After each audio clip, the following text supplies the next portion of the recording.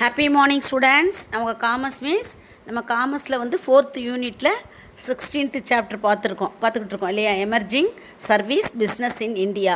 அதனுடைய learning objectives பார்த்தோம். Franchising அப்படிங்கிற ஹெட்டிங் பார்த்தோம். ஃப்ரான்ச்சைசிங்கோட மீனிங் அண்டு டெஃபினேஷன்ஸ் பார்த்தோம். நெக்ஸ்ட் பார்த்திங்கன்னா அதனுடைய டைப்ஸ் ஆஃப் ஃப்ரான்ச்சைசிங் அப்படிங்கிறத பார்த்தோம். நெக்ஸ்ட்டு அதனுடைய அட்வான்டேஜஸ் டிஸ்அட்வான்டேஜஸ் பார்த்தோம். நெக்ஸ்ட்டு ஃபேக்டரிங் பார்த்தோம். ஃபேக்டரிங்கோட இன்ட்ரொடக்ஷன் பார்த்தோம். மீனிங்ஸ் அண்டு டெஃபினேஷன்ஸ் பார்த்தோம். ஃபேக்டரிங்கோட ப்ராசஸ் பார்த்தோம்.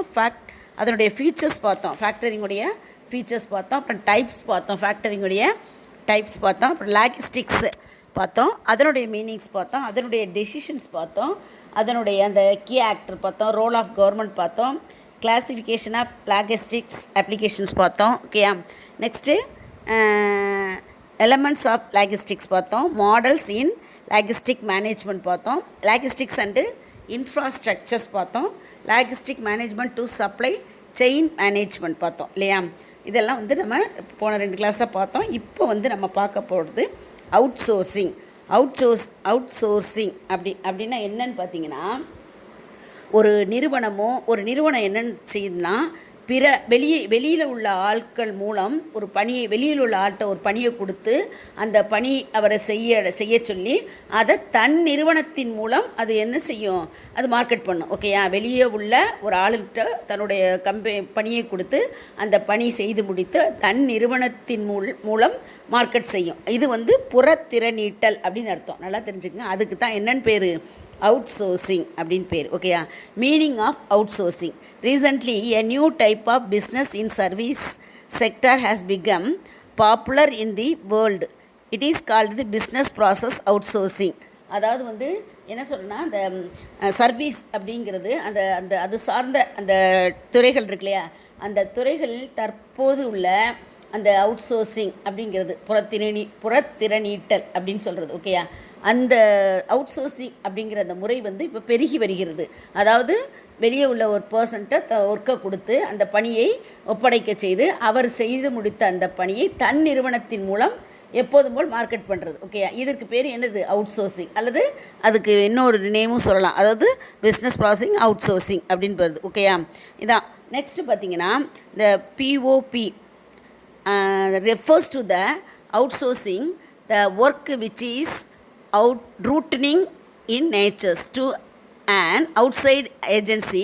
This practice was initiated in United States of America in few companies.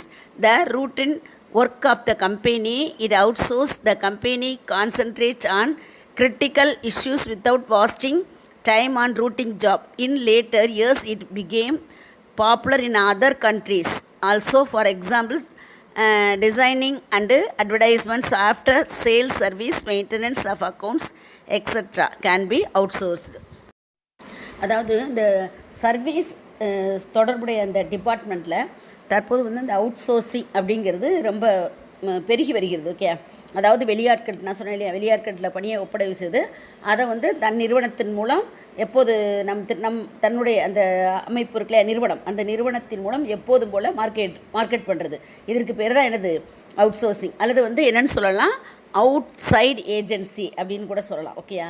அப்படில இந்த முறை வந்து ஒரு நிறுவனம் வந்து ஒரு கம்பெனி வந்து தன்னுடைய ஒரு சர்வீஸில் பல பகுதிகளாக பகுத்து, ஒரு சர்வீஸை வந்து பல பிரிவுகளாக பகுத்து அதில் ஒரு பகுதியவோ அல்லது சில பகுதிகளையோ யாராவது சிறப்பாக செய்யக்கூடிய குறைந்த செலவில் செய்கிற வேறு ஒருவருக்கு என்ன செய்யணும், அல்லது வேறு ஒருவருக்கோ அல்லது வேறு ஒரு நிறுவனத்திற்கோ நம்ம வந்து இந்த அக்ரிமெண்ட் போட்டு அதாவது அக்ரிமெண்ட் முறையில் அதில் வழங்கலாம். ஓகேயா?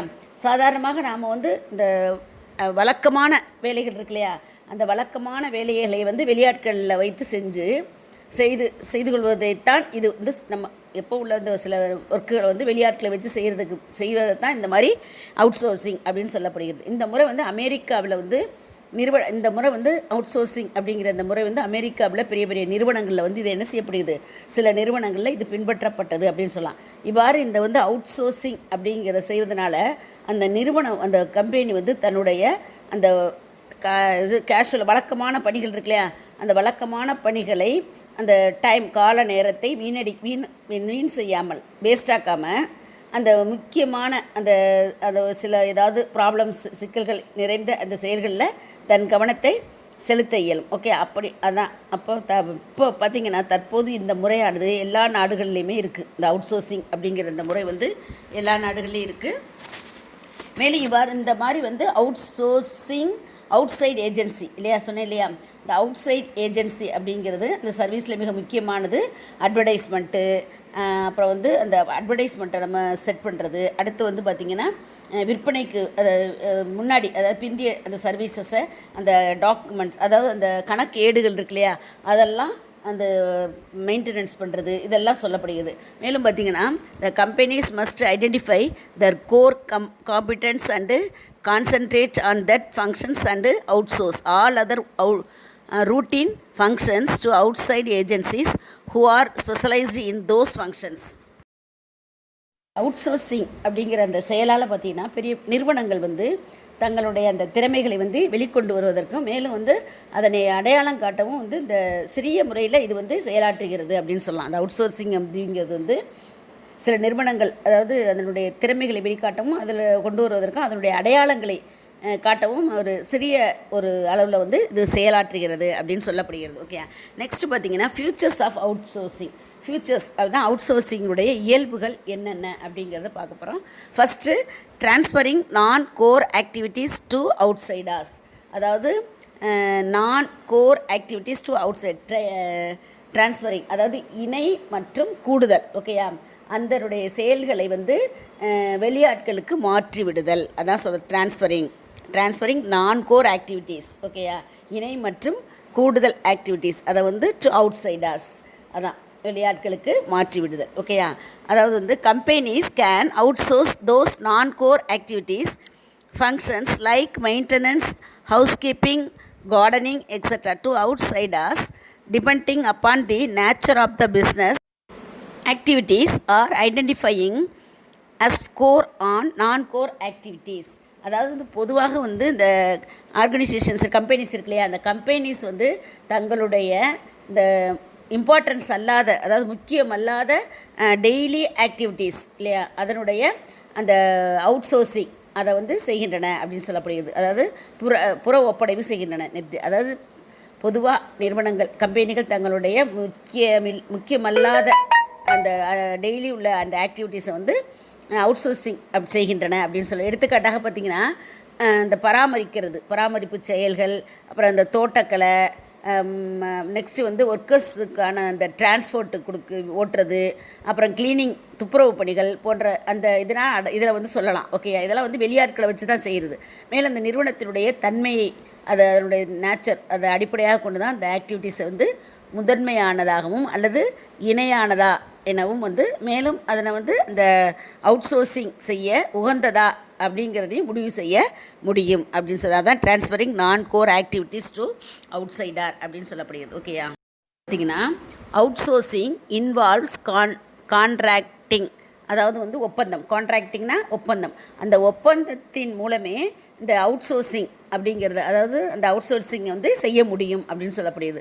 நல்லா தெரிஞ்சுக்கங்க, இந்த கான்ட்ராக்ட் மூலமாக இந்த அவுட் சோர்சிங் என்பது செய்ய முடியும் அப்படின்னு சொல்லப்படுது. ஓகேயா, as the company start outsourcing their activities focusing on the main business, the outside agencies enter into an agreement with the company to perform the routine activities on a contractual basis. அதாவது வந்து ஒரு நிறுவனம் வந்து என்னென்னா பார்த்தீங்கன்னா தங்களுடைய முக்கியமான அந்த ஆக்டிவிட்டீஸ் இருக்குல்லையா நடவடிக்கைகள் அதில் கவனம் செலுத்துவதற்காகவும் மேலும் அதை வந்து டெவலப் பண்ணுவது மேம்படுத்துவதில் நல்லா கான்சன்ட்ரேட் பண்ணி அதை மேம்படுத்துவதற்காகவும் தான் வந்து தன்னுடைய அந்த அவுட் சோர்சிங் முறையினை வந்து ஏற்க முன்வருகின்றன. நல்லா தெரிஞ்சுங்க, ஒவ்வொரு நிறுவனமுமே தங்களுடைய நடவடிக்கையில் கவனம் செலுத்துவதற்காகவும் மேலும் அதை வந்து ரொம்ப நல்ல ஒரு டெவலப்மெண்ட்டை கொண்டு வரணுங்கிறதுல தான் நிறைய நிறுவனங்கள் வந்து இந்த அவுட் சோர்சிங் முறையை வந்து ஏற்க முன்வருகின்றனர் அப்படின்னு சொல்லப்படுது.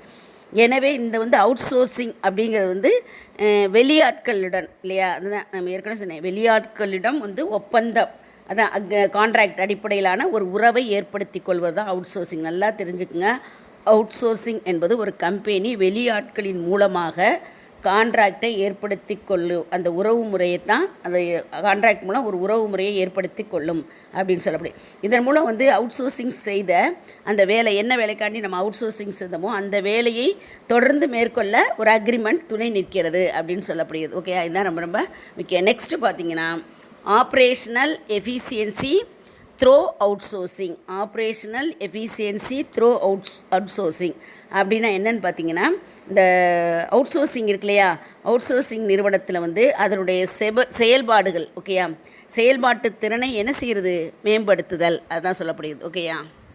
Operational efficiency throw out sourcing.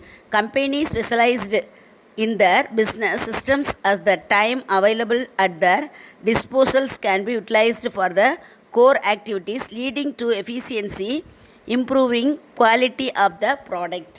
அதாவது வந்து ஒரு நிறுவனம் இருக்கு இல்லையா, அந்த நிறுவனம் வந்து அதனுடைய எல்லா நடவடிக்கைகளையும் அந்த அவுட் சோர்சிங் செய்து விட்டதுனால அந்த நிறுவனம் தங்களுடைய அந்த பிஸ்னஸ் ட்ரேடு இருக்கு இல்லையா, அந்த ட்ரேடு நோக்கத்தை அடைய வெறும் அது வந்து அந்த ட்ரேட் நோக்கத்தை அடைவதற்காக அது எஃபிஷியன்சியாக செயல்படணும், இல்லை திறமையாக செயலாற்ற ஒரு தேவையான டைம் கிடைக்கிறது. ஓகே, ஏன்னா தன்னுடைய அந்த நடவடிக்கையில் எல்லாம் வந்து வெளியே உள்ள ஒரு ஒரு நிறுவனமோ ஒரு இதிலே ஒப்படைக்கிறதுனால இந்த மற்ற ட்ரேடிங் சம்மந்தப்பட்ட செயல்களில் வந்து இந்த நிறுவனம் வந்து என்ன செய்ய வேண்டியது, திறமையாக செயலாற்ற வந்து ஒரு நேரம் இருக்கிறது, டைம் கிடைக்கிறது. ஓகே, இதனால் பார்த்திங்கன்னா அவங்களுடைய ப்ரொடக்ஷன்ஸ் அதனுடைய ப்ரொடக்ஷனுடைய குவாலிட்டி தரத்தை மேம்படுத்தி மேலும் ஒரு சிறப்பான ஒரு சேவையை அதனால் செய்ய முடிகிறது. இதுதான் வந்து என்னன்னு சொல்லப்படுகிறது, operational efficiency throw out sourcing. அதாவது வெளியே கொண்டு போய் கொடுக்கறதுனால, வெளியே உள்ள நிறுவனங்கள்கிட்ட ஒரு சிறு நிறுவனங்கள்கிட்டையோ ஒப்படைப்பதனால இந்த நிறுவனம், இந்த கொடுக்குற நிறுவனம் வந்து என்ன செய்யுதுன்னா தன்னுடைய ட்ரேடு சம்மந்தப்பட்ட இதில் சிறப்பாக செயல்படுறதுனால அது ஒரு நல்ல மேம்பாடை அடைய முடிகிறது அப்படின்னு சொல்லப்படுகிறது. ஓகேயா. இதுதான் வந்து நெக்ஸ்ட்டு பார்த்திங்கன்னா இம்ப்ரூவிங் கஸ்டமர்ஸ் சாட்டிஸ்ஃபேக்ஷன். இதை வந்து நெக்ஸ்ட் வீடியோவில் கண்டினியூஸாக பார்ப்போம். ஓகேயா. Thank you students.